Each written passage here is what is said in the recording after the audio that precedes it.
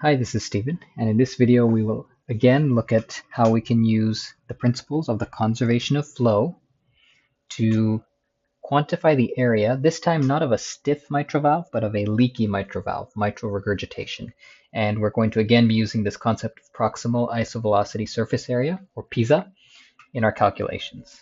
So let's look at our apical four-chamber view. We've got our left atrium emptying into our left ventricle. Over here we've got the right ventricle and the right atrium. And this time we have blood that is accelerating as it leaks, as it goes back towards that leaky valve, and then it shoots through. And just as before, let's take our Doppler and get a trace through here. This is centimeter per second, and this is second. And we'll see that during systole, blood leaks back, and let's give ourselves a Vmax of 400 centimeter per second. I'm going to add some color to our apical four-chamber view, so the blood that is accelerating back through the leaky valve right at the tips, in other words, the maximum velocity, that'll be the green arrow. And let's say that blood, as it comes close in these different hemispheres, I'm going to highlight this particular hemisphere right here. And let's say that the radius of that hemisphere is 0.5 centimeters, and the aliasing velocity, in other words, the velocity right at that hemisphere, is equal to 40 centimeters per second. How do we use this data to estimate the leaking area, the mitral regurgitant effective orifice area? Well, we can say that the flow as blood accelerates towards that leaky valve is equal to the flow that ultimately does leak through the valve. In other words, area velocity right before is equal to the area times velocity right after.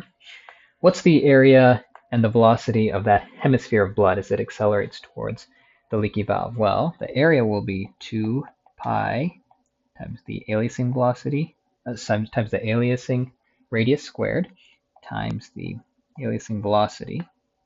And that will be equal to our unknown, because we don't know, the effective regurgitant orifice area times Vmax.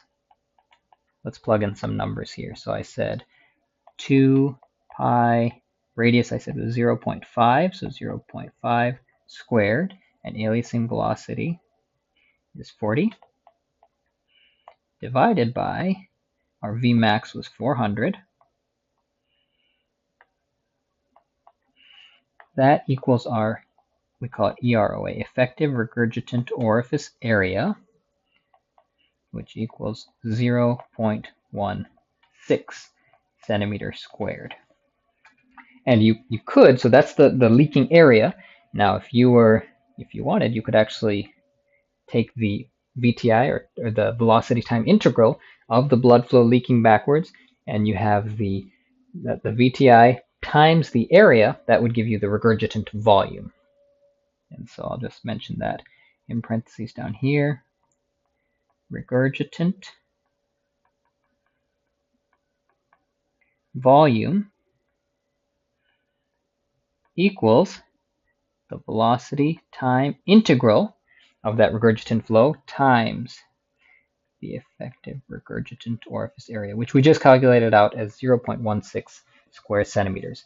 And again, because this concept of PISA can be a little tricky to understand, I want to draw this out one more time. You have a hemisphere of blood that is accelerating towards the valve, the area of this being 2 pi r squared, and then it shoots through the valve, and we don't know what the area is there, but if we say that this area coming in times the aliasing velocity that flow is going to be equal to the flow that leaves the valve, namely our unknown area times Vmax. So same technique that we used for mitral stenosis, we're just looking at flow going in a different direction now. So that's how you use the conservation of flow and the PISA method specifically to estimate the area of a leaky mitral valve.